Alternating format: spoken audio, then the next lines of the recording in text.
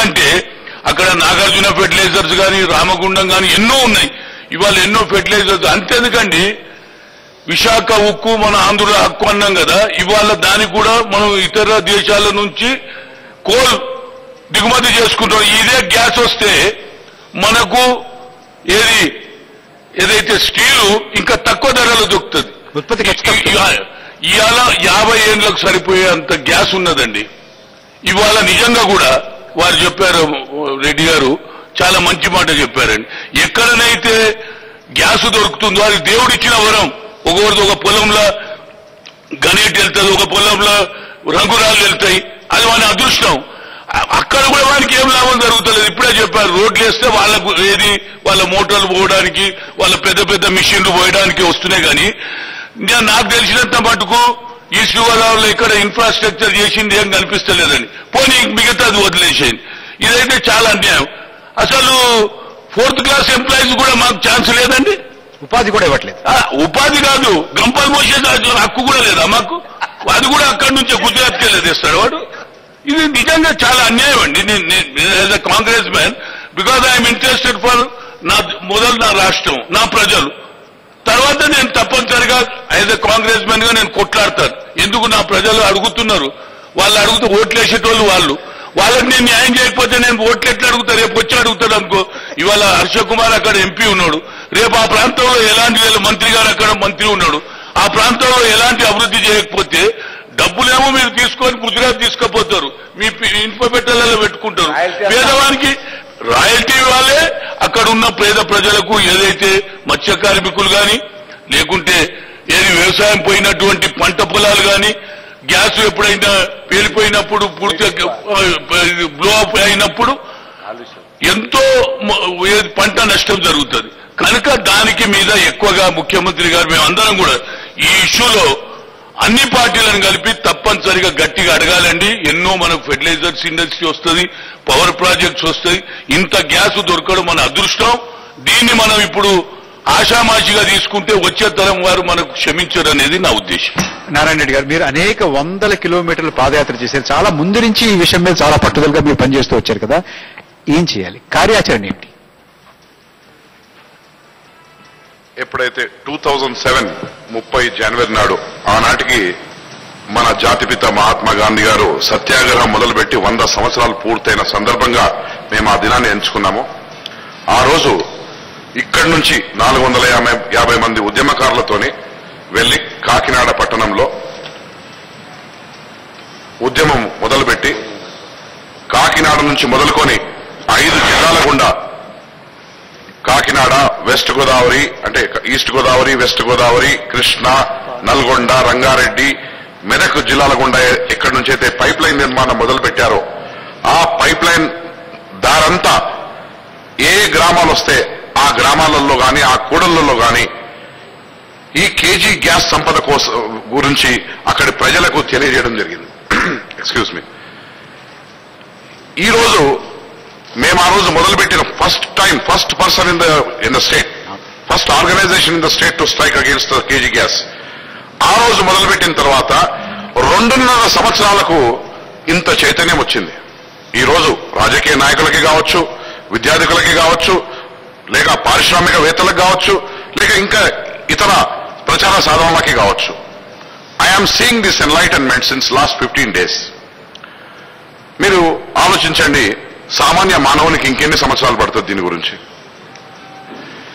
ఈ KG gas అనేది యావత్ ప్రపంచంలో ఎక్కడా లేనటువంటి సహజ సంపద, మన తెలుగు తల్లి గర్భంలో లభించినటువంటి సంపద ఇది. ప్రభాకర్ గారు, వాళ్ళ ఇప్పటికే చాలా కాలాతీతమైన విషయం ఏంటి? ఎక్స్క్యూజ్ మీ, నారాయణ రెడ్డి గారు ఇప్పుడు ఒక మాట చెప్తానండి. నేను చాలాసేపటి నుంచి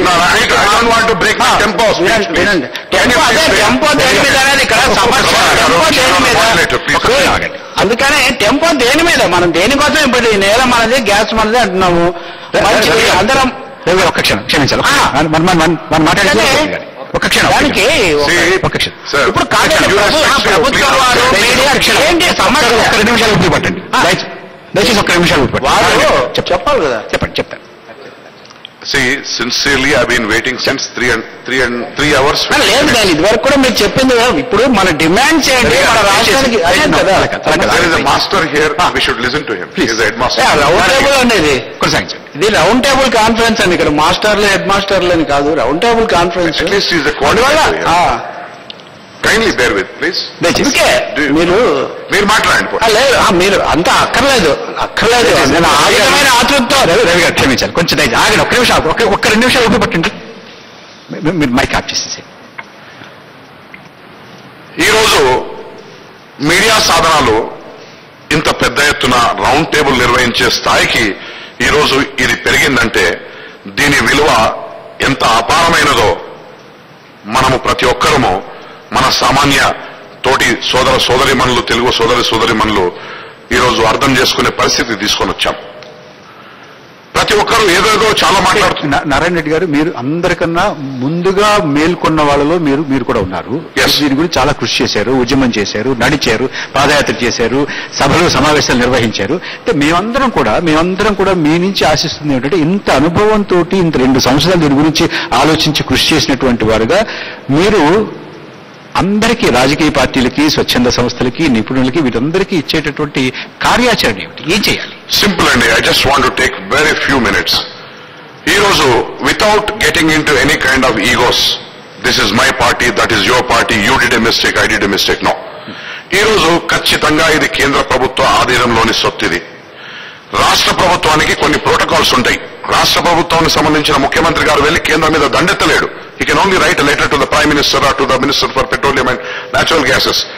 ఇక్కడ మన తెలుగు తల్లి మీద లభించే తెలుగు తల్లి గర్భంలో లభించిన ఈ సహజ సంపదను తెలుగు సోదరిమణుల యొక్క అభ్యున్నతి కోసం మనం వినియోగించుకోవాలంటే ప్రతి ఒక్క పార్టీ, ప్రతి ఒక్క పౌరుడు, ప్రతి ఒక్క విద్యార్థికుడు, ప్రతి ఒక్కరూ అందరూ చేయి కలిపి కేంద్ర ప్రభుత్వం మీద ఒత్తిడి తీసుకురావాలి. ఈరోజు మంత్రి గారు పితాని సత్యనారాయణ గారు చెప్పినట్టు, లేక సోమయాజులు గారు చెప్పినట్టు, ఈరోజు మన దగ్గర capacity utilisation, we have a capacity to utilise the gas to the extent of only 16.5 MMSCD, metric million standard cubic metres per day, by which 2700 మెగావాట్ల విద్యుత్ ఉత్పత్తి చేయొచ్చు గ్యాస్ ఆధారిత. ఈరోజు పూర్తిగా జరుగుతున్నది. ఇకపోతే గ్యాస్ ఆధారిత ఇతర ఫర్టిలైజర్ కర్మాగారం నాగార్జున ఫర్టిలైజర్స్ ఉన్నది, గోదావరి ఫర్టిలైజర్స్ ఉన్నది, మన రామగుండం ఫర్టిలైజర్స్ ఉన్నది. గ్యాస్ ఆధారిత కాదు ఇది Ramagundam. It is shut down today. ఈరోజు మనం ఎట్లాగైతే పెట్రోల్ కార్ ని గ్యాస్ కన్వర్ట్ చేసుకున్నప్పుడు కెటాలిటిక్ కన్వర్టర్ ఎట్లాగైతే మనం బిగించుకుంటామో అట్లాగే ఈరోజు ఆ మార్పులు చేసుకుని ఈరోజు ముఖ్యంగా మనం కేటాయింపు కోరాలి కేంద్రం నుంచి. అలొకేషన్ ఆఫ్ గ్యాస్ ఈరోజు మనకు రేపు రాబోయే ఒక 6 నెలల్లో 120 MMSCD ఆఫ్ గ్యాస్ మన కేజీ బేస్ నుంచి వెలికి తీయబోతున్నారు. ఈ contracted explorers, these are not owners. Reliance కానీ, గేల్ కానీ, నైకో కానీ, లేకుంటే GSPCL కానీ, వీళ్ళంతా they are only contracted explorers. It is not their own property, it is the property of the central government. Central government ఏం చేస్తుందంటే it only fixes the rate, it fixes the priorities to which it should be allocated. ఈరోజు central government top ప్రయారిటీగా fertilisers division కు allocate చేసింది. Next power sector, next domestic and vehicle, that is to lesson the carbon monoxide in the environment. ఆ తర్వాత ceramic industries కు. అయితే ఈరోజు ఈ gas ఎక్కడైతే లభ్యమవుతుందో అక్కడ కేటాయిస్తే ఈ ఎవరికైతే ఈ కేటాయింపులు జరిపారో ఆయా పరిశ్రమలు, ఆ పరిశ్రమలన్నీ ఆ ప్రాంతంలోనే, అంటే మన ఆంధ్రప్రదేశ్ ప్రాంతంలోనే అవి ఏర్పాటు చేస్తే ఈ ట్రాన్స్పోర్టేషన్ ఆఫ్ గ్యాస్ కు కనీసం $2 నుంచి $3 అవుతుంది. మీరు చెప్పేది ఒక మాటలో చెప్పాలంటే మనం అది వినియోగించుకునేటటువంటి శక్తి సామర్థ్యాలను పెంచుకోవాలి, దాన్ని పెంచుకోవాలి ముందు. మీరు మళ్ళీ వద్దు. హరీష్ రావు గారు, ఇందాక అడిగాను, మీరు ఉండండి. ఇప్పుడు వారు నిపుణులు అన్నారు, తిరిగారన్నారు, అంతకుముందు మంత్రి గారు చెప్పారు. నేను హరీష్ రావు గారికి ఎవరికి అభ్యంతరం రావాలని, ఇబ్బంది పెట్టాలని నేను మాట్లాడడం లేదు. ఇంతకుముందే నేను అంటే మీరు మాట్లాడతా అంటారా? మాట్లాడండి. అంటే అనొచ్చు కదా, రౌండ్ టేబుల్ ఒకరికొకరు మాట్లాడాలన్నారు. మీరు మాట్లాడండి. హరీష్ రావు గారు ఒక క్షణం ఆగండి, వారు మాట్లాడండి. మీరు నేను అడిగాను కదా ఇంతకుముందు అడిగాను, వారు మాట్లాడుతుంటే వారు మాట్లాడండి, ఇందులో ఇబ్బంది లేదు, మాట్లాడండి. ఇబ్బంది ఉన్నట్టుగా ఉంది. అదే ఇబ్బంది లేదండి, మరి లేదు ఇబ్బంది లేకపోతే ఇన్నిసార్లు ఇంత చర్చ ఎందుకండి? ఇప్పుడు మనం ఏ విషయం మీద నేను ఎన్టీవీని చాలా అభినందిస్తున్నాను. మన రాష్ట్రంలో ఇటువంటి చర్చ జరగడం, అన్ని పార్టీలు కూర్చోవడం, మీడియా అనేది కేవలం సంచలనాల కోసమే ఉందన్న పరిస్థితుల్లో అది కాకుండా ఇట్లాంటి సమస్యలు తీసుకొని ప్రజలకు సంబంధించిన అభిప్రాయాలు తీసుకోవడం ఇది మంచి విషయం. అదే సమయంలో మన కేంద్ర నినాదం ఏమిటి? రాజశేఖర రెడ్డి గారి దగ్గర నుంచి నారాయణ రెడ్డి గారి వరకు ఈ విషయం మీద మాట్లాడుతున్నప్పుడు వారు ఏమి కోరుతున్నారు? ఇప్పుడు ఇంతకుముందు జరిగిన దాన్ని కానీ ఇప్పుడు జరిగిన దాన్ని కానీ ఎక్కడ విభేదిస్తున్నారు? ఇప్పుడు సోమయాజులు గారు 10 MMDC మనకు వచ్చింది, మనకు సరైన సంతృప్తికరంగా ఉందని వారు చెప్తే దాని మీద మనం సంతోషించి, ఇంకోవైపున మనకు తగినంత కెపాసిటీ యూటిలైజేషన్ వినియోగ సామర్థ్యం లేదు కాబట్టి ఇప్పుడు దాని గురించి మనం ఆందోళన చెందాల్సినటువంటి అవసరం లేదనే పద్ధతిలో మాట్లాడేటైతే మనం మౌలికంగా ఎక్కడికి పోతున్నాం అనేది నా ప్రశ్న. నేను 2-3 విషయాలు మనకు చెప్తాను. ఒకటి, అది సహజ సంపద మనకు సంబంధించింది, మనం వాళ్ళ చేతుల్లో పెట్టాము. ప్రభుత్వం దాని మీద ద్వంద్వ వైఖరితో కూడా వ్యవహరించింది. ఎప్పుడు ఒకటి, వాళ్ళు ఎక్కువ ధర అడిగినప్పుడేమో వాళ్ళు తవి తీస్తున్నారు కాబట్టి వాళ్ళ ధర వాళ్ళు నిర్ణయించుకోవచ్చు అనే మాట మొదట చెప్పారు. అదే తర్వాత అన్నదమ్ముల మధ్య తగాదా వచ్చేసరికి మటుకు ఆ సంపద మాది. ఇప్పుడు జాతి సంపదని ఎప్పుడు అంటున్నారు? అనిల్ అంబానీకి, ముఖేష్ అంబానీకి మధ్యలో సమస్య వచ్చినప్పుడు అది జాతి సంపద అంటున్నారు తప్ప అంతకుముందు ధర నిర్ణయించుకున్నప్పుడు, అలాగే 2 మిలియన్లు ఉన్నది 8 మిలియన్లు వాళ్ళు క్లెయిమ్ చేసినప్పుడు అప్పుడెప్పుడు జాతి సంపద అని చెప్పలేదు. అందువల్ల ప్రభుత్వం యొక్క వైఖరిలో ద్వంద్వత్వం ఉన్నది, రాష్ట్ర ప్రభుత్వం యొక్క వైఖరిలో అస్పష్టత ఉన్నది. పితాని సత్యనారాయణ గారేమో పూర్తి సంతృప్తి లేదంటున్నారు, సోమయాజులు గారేమో సంతృప్తి ఉంది, దాని ప్రకారం మేము ఇంటింటికి గ్యాస్ పైప్ లైన్లు కూడా వేస్తామనే వరకు కూడా వాళ్ళు మాట్లాడుతున్నారు. మూడవది, 10 MMSDC మనకు కావాలి వచ్చింది అని అన్నప్పుడు 2010 నాటికి మనకు 80 MMSDC కావాలని చెప్పినటువంటి రాష్ట్ర ప్రభుత్వం యొక్క వ్యూహాత్మక ప్రణాళిక ఎక్కడికి పోయిందనే ప్రశ్న కూడా ఒకటి ఉన్నది. ఇవన్నీ మనం ఆలోచించకుండా దీనికి సంబంధించిన రాష్ట్ర ప్రభుత్వం యొక్క డిమాండ్ ఏంటి, అసలు కోరిక ఏమిటి అనేది వారు చెప్పిన తర్వాత చెప్తారనుకున్నాను. మీరు నారాయణ రెడ్డి గారి దగ్గరికి వెళ్ళారు, అందుకని నేను అడిగాను. నారాయణ రెడ్డి గారైన అనుభవంతో అక్కడ ఉన్నటువంటి క్షేత్ర వాస్తవాలు చెప్తారేమంటే వారు మళ్ళీ ఇప్పుడున్నది ఈ పరిస్థితి బాగానే ఉంది. అట్లా అయితే మన చర్చకు ఒక ఫలం ఏదన్నా ఉండాలి కదా ఈ మధ్యాహ్నం జరిగినందుకు. అందువల్ల కనీసమైనటువంటి కోరికలు ఏమిటి, గ్యాస్ సరఫరాకు సంబంధించినటువంటి మన కనీస కోరికలు ఏమిటి, వచ్చిన తర్వాత వాటికి సంబంధించినటువంటి మన వ్యూహాత్మక ప్రణాళిక ఏమిటి, అలాగే ధర 2.34 ఉన్నది 4.73కు పెంచడం అన్యాయం అనే విషయం అందరూ కూడా ఒప్పుకుంటున్నారు. ఇప్పుడు మళ్ళీ అదే ధరకు మన రాష్ట్రానికి సరఫరా చేస్తే అసలు మనం అడుక్కుంటున్నాం. ఇప్పుడు $4 మాకు సరఫరా చేయండి అని మనం బతిమాలుతున్నాం. మన దగ్గర ఉన్నటువంటి గ్యాస్ ను మనకు వాళ్ళు నిర్ణయించిన ధరకు సరఫరా చేయమని. రేపు అసలు ధర విషయంలో రాష్ట్ర ప్రభుత్వం దగ్గర అసలు ఏదన్నా ఒక ప్రతిపాదన అంటూ ఉందా లేదా?